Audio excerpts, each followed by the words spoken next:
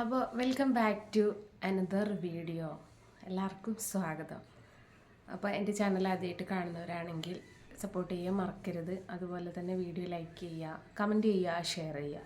അപ്പോൾ ഇന്നത്തെ ഒരു ടോപ്പിക് എന്ന് വിചാരിച്ചാൽ എന്താ പറയുക, റിക്വസ്റ്റ് വന്നിട്ടുള്ളൊരു വീഡിയോസൊന്നുമല്ല. പക്ഷെ നമ്മുടെ സബ്സ്ക്രൈബേഴ്സിൽ തന്നെ കുറേ ആൾക്കാർക്ക് ഈ ഒരു പ്രശ്നമുണ്ട്.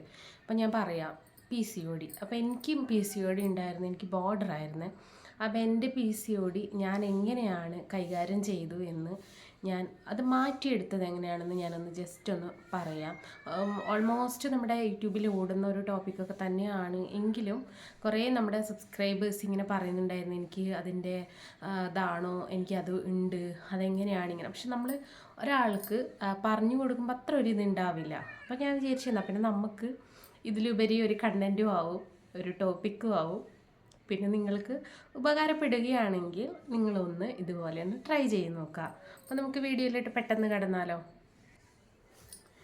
അപ്പോൾ എനിക്ക് ആദ്യം എന്ന് വെച്ചാൽ എൻ്റെ ഇതേ സെയിം സിംറ്റംസ് തന്നെ ആയിരിക്കണം എന്നില്ല ഇതുപോലെ PCOD വന്ന ആൾക്കാർക്ക് വരണം എന്നുള്ളത്.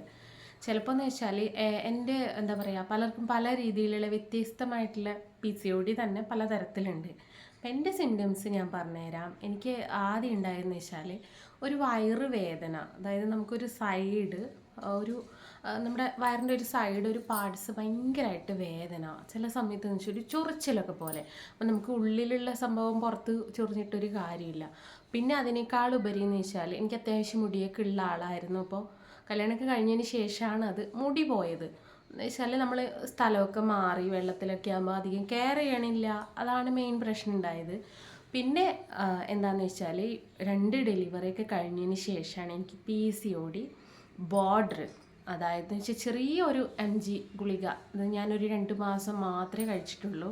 അതോടുകൂടിയിട്ട് തന്നെ എനിക്കെല്ലാം മാറി. നമ്മൾ പറയാറുണ്ട് ഈ 30-30+ ഒക്കെ വന്നു കഴിഞ്ഞാൽ വൈറ്റമിൻ വേരിയേഷൻ അതുപോലെയുള്ള ഹോർമോൺ ചേഞ്ചസ് ഒക്കെ വരാൻ സാധ്യതയുള്ള ഒരു ഏജാണ് 30 കഴിഞ്ഞ് കഴിഞ്ഞാൽ.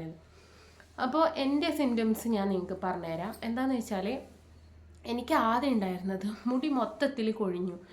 ഡെയിലി നമ്മൾ ചീപ്പിട്ട് വാരുന്ന സമയത്ത് മുടിയെന്ന് വെച്ചാൽ വലിയ വലിയ ഉണ്ടകളാണ്, പറഞ്ഞാൽ ആരും വിശ്വസിക്കില്ല. എന്ന് വെച്ചാൽ തലയോട് പിന്നെ കാണാൻ തുടങ്ങി. എനിക്ക് ഭയങ്കരമായിട്ട് കോംപ്ലക്സ് ഒക്കെ വരാൻ തുടങ്ങി. ഞാൻ വിചാരിച്ച് ഡിപ്രഷനിലോട്ടൊക്കെ പോകുമെന്നുള്ളത്. പിന്നെയെന്ന് വെച്ചാൽ എനിക്ക് ഓൾമോസ്റ്റ് ചെറിയ പ്രായത്തിൽ, അതായത് ഒരു +2 ഒക്കെ കഴിഞ്ഞ സമയത്താണ് പിമ്പിൾസ് വരാൻ തുടങ്ങിയത്. അതുവരെ പിമ്പിൾസ് ഒന്നും ഉണ്ടായിരുന്നില്ല. പക്ഷെ കല്യാണം കഴിഞ്ഞ് അതിനോട് കൂടിയിട്ട് നമ്മുടെ ഹോർമോൺ കുറച്ച് ചേഞ്ചസ് ആവുമല്ലോ. പിന്നെ ഡെലിവറി ഒക്കെ കഴിഞ്ഞതോട് കൂടിയിട്ട് ആ പിമ്പിൾസ് ഒന്നും പിന്നെ വരാറില്ല. പക്ഷേ ഈ 30 വയസ്സൊക്കെ കഴിഞ്ഞ് കഴിഞ്ഞാൽ നമ്മൾ പിമ്പിൾസ് വരികയാണെങ്കിൽ കാര്യമായിട്ട് ഒരു ഗൈനക്കിനെയോ അല്ലെങ്കിൽ ഒരു അതിൻ്റെ ബന്ധപ്പെട്ടുള്ള ഡോക്ടർമാരെ കാണിക്കേണ്ടത് നിർബന്ധമുള്ള കാര്യമാണ്.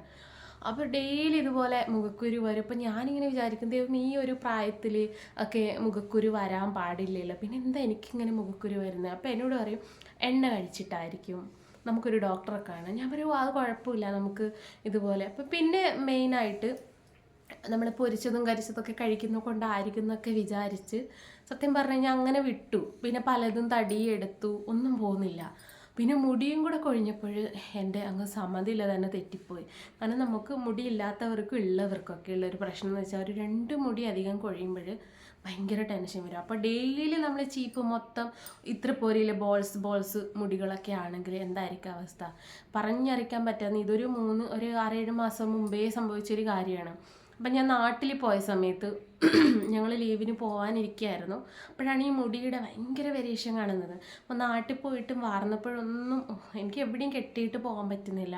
അപ്പോൾ ഞാൻ പറഞ്ഞു, എന്നാൽ പിന്നെ ഉള്ള മുടി അങ്ങ് കട്ട് ചെയ്യുക, അപ്പോൾ പിന്നെ കുറച്ച് എന്തെങ്കിലും ഒരു മാറ്റം വരുമല്ലോ. കാരണം ഇത് കാണാൻ പറ്റണില്ല, നീളം മാത്രമേ ഉണ്ടെന്നേ ഉള്ളൂ, ഉള്ളില്ല. അങ്ങനെ ബ്യൂട്ടി പാർലർ പോയ സമയത്ത് ആ ചേച്ചി വളരെയധികം എന്നോട് പറഞ്ഞു, മോളെ ഈ മുടി ഒന്നും ചെയ്യാൻ പറ്റത്തില്ല, കാരണം ഉള്ളില്ല, അപ്പം ഇത് നീ ചെയ്തിട്ട് ഒരു കാര്യമില്ല എന്ന് പറയുമ്പോഴേ എനിക്ക് സത്യം പറഞ്ഞാൽ തകർന്നു പോയേ. കാരണം ഒരു ബ്യൂട്ടി പാർലർ പോയാൽ അവർക്ക് പൈസക്ക് വേണ്ടിയിട്ട് അവർ പറയും മുറിക്കാന്ന്. അപ്പം എന്നോട് പറഞ്ഞു, മോളെ നിൻ്റെ പ്രശ്നം എന്ന് വെച്ചാൽ നീ കാര്യമായിട്ടൊന്ന് ഡോക്ടറെ കാണിച്ചു നോക്ക്, എന്തോ ഒരു പ്രശ്നമുണ്ടെന്ന്. അങ്ങനെ ഞാൻ നാട്ടിൽ നിന്ന് കാണിച്ചിട്ടില്ല. നാട്ടിൽ നിന്ന് 1 മാസം എങ്ങനെയല്ലോ എന്താ പറയുക ഓടിച്ച് വിട്ട് ഇവിടെ എത്തിയതിന് ശേഷം ഞാനൊരു ഡോക്ടറെ അടുത്ത് പോയി. അപ്പോൾ ആദ്യം അവർ പറഞ്ഞതെന്ന് വെച്ചാൽ വൈറ്റമിൻ്റെ പ്രശ്നം കാരണം ഇത് വരുന്നു.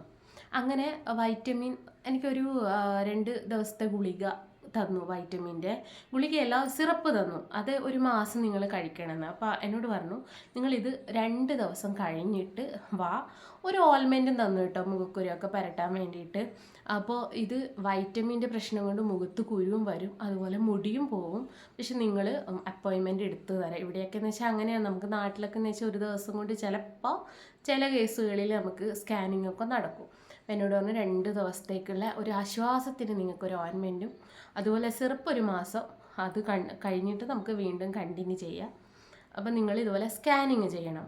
അങ്ങനെ സ്കാനിങ്ങിന് പറഞ്ഞ് വിട്ടപ്പോഴും എനിക്ക് വല്ലാത്തൊരിതായിപ്പോയി കേട്ടോ. അപ്പോഴാണ് അറിഞ്ഞത് നമുക്ക് എന്തെങ്കിലും വയറ് സംബന്ധമായിട്ട് എന്തെങ്കിലും പ്രശ്നങ്ങളുണ്ടെങ്കിൽ നമ്മൾ ഫേസിനാണ് ആദ്യം അത് കാണിച്ചു തരുന്നത്. ഫേസിനും അതുപോലെ മുടിക്കും. അപ്പോൾ നമ്മൾ ഈ ഒരു പ്രായം എന്ന് വെച്ചാൽ നമ്മൾ ഡെലിവറി ഒക്കെ കഴിഞ്ഞതിന് ശേഷം നമുക്ക് മുഖത്തും അതുപോലെ ഹെയർ ഫോളൊക്കെ നന്നായിട്ടുണ്ടെങ്കിൽ, അല്ലാതെ ക്ലൈമറ്റിൻ്റെ ഒക്കെ ഉണ്ടാവും. അപ്പോൾ എനിക്കുണ്ടായ പ്രശ്നം എന്ന് വെച്ചാൽ PCOD ബോർഡർ, വൈറ്റമിൻ C, വൈറ്റമിൻ്റെ വളരെ വേരിയേഷൻ ഉണ്ടായിരുന്നു. അപ്പോൾ വൈറ്റമിൻ ഞാൻ 3 മാസം ടാബ്ലറ്റ് അല്ല സിറപ്പുണ്ട്, ചെറിയൊരു സിറപ്പുണ്ട്, അത് കഴിച്ചു. അതെന്ന് വെച്ചാൽ നമുക്ക് ഈ ഒരാഴ്ച കഴിച്ചാൽ സെയിം ഇപ്പം ഇന്നൊരു വ്യാഴാഴ്ച കഴിക്കുകയാണെങ്കിൽ നെക്സ്റ്റ് വ്യാഴാഴ്ച തന്നെ അത് കണ്ടിന്യൂ ചെയ്യണം. അങ്ങനെയാണ് കേട്ടോ. അപ്പോൾ ഒരാഴ്ച ഫുള്ള് കഴിക്കുന്നതല്ല. ഇന്നൊരു വ്യാഴാഴ്ച കഴിക്കുകയാണെങ്കിൽ അടുത്ത വ്യാഴാഴ്ച, പിന്നെ അതിൻ്റെ തൊട്ടപ്പുറത്തെ വ്യാഴാഴ്ച, അങ്ങനെ കഴിച്ച് അതെനിക്ക് ഓക്കെ ആയി. പിന്നെ കുഴപ്പമൊന്നുമില്ല. പിന്നെയെന്ന് വെച്ചാൽ ഈ എന്താ പറയുക, PCOD നമുക്ക് പോയിന്ന് ഏകദേശം മനസ്സിലാവുന്നതെന്ന് വെച്ചാൽ നമ്മൾ വീണ്ടും സ്കാനിങ്ങിന് പോകണം. പലരും എന്ന് വെച്ചാൽ ആ മുടി വരുന്നുണ്ട്, മുഖത്ത് കുരുക്കൾ കുറഞ്ഞു എന്ന് പറഞ്ഞൊരിക്കലും നിൽക്കാൻ പാടില്ല. നമ്മൾ വീണ്ടും ഒന്നുകൂടി സ്കാൻ ചെയ്ത് നോക്കി ഉറപ്പ് വരുത്തുക. അല്ലെങ്കിൽ ഈ ഹോർമോണിൻ്റെയൊക്കെ ചേഞ്ചസ് കാരണം PCOD ചിലപ്പോൾ ലെവല് വിട്ട് വേറെ എന്തെങ്കിലും ഒരു അസുഖത്തിലോട്ട് പോകാൻ സാധ്യതയുണ്ട്. അപ്പം എനിക്ക് ആ ഒരു ഗൈനക്കോളജിസ്റ്റിൻ്റെ അടുത്താണ് ഞങ്ങൾ പോയത്. അപ്പോൾ അവർ പറഞ്ഞു തന്നിട്ടുള്ളൊരു കാര്യമാണ്. അപ്പോൾ വീട് ഇങ്ങനെ ലെങ്ത്തായിട്ട് പോവുകയാണ്, നിങ്ങൾ ബോറടിക്കുന്നുണ്ടെന്ന് തോന്നുന്നു. അപ്പോൾ ഇത്രയേ ഉള്ളൂ കേട്ടോ. അപ്പോൾ എന്തെങ്കിലും ചെറിയ ഡൗട്ടും ഇനിയിപ്പോൾ ഞാൻ പറഞ്ഞതിൽ എന്തെങ്കിലും തെറ്റൊക്കെ ഉണ്ടെങ്കിൽ നിങ്ങൾക്ക് കമൻറ്റ് ചെയ്യാം. അപ്പോൾ എൻ്റെ അനുഭവം ഞാൻ പറഞ്ഞേ ഉള്ളൂ. നമ്മുടെ കുറേ സബ്സ്ക്രൈബേഴ്സ് ഉണ്ട്. അപ്പോൾ നമ്മളിങ്ങനെ സംസാരിക്കുന്ന ഇടയിൽ ഇങ്ങനെ ടോപ്പിക്ക് വരാറുണ്ട്.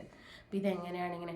പിന്നെ ഞാനിത് മാറാൻ കുറേ ചെയ്തത് എന്താണെന്ന് വെച്ചാൽ ഗുളിക കഴിച്ചു, ടാബ്ലറ്റ് കഴിച്ചു, പിന്നെ എക്സസൈസ് നിർബന്ധമുള്ളൊരു കാര്യമാണ്. അതാരും മറക്കാൻ പാടില്ല. നടക്കാം, ഇതൊക്കെ ചെയ്ത് കഴിഞ്ഞാലേ നമ്മുടെ PCOD കുറയില്ല, ഹോർമോൺ ബാലൻസ് ചെയ്യപ്പെടുള്ളൂ. നടക്കാം, ഓടാം, ഇരിക്കാം. കഴിച്ചിട്ട് വെറുതെ കിടക്കുന്നവർക്കൊക്കെയാണ് കൂടുതൽ പെണ്ണുങ്ങൾക്ക് ഇതുപോലെ PCOD വരാൻ ചാൻസ് കൂടുതൽ. അപ്പോൾ അടുത്ത വീഡിയോയിൽ കാണുമ്പോഴേക്കും ബൈ.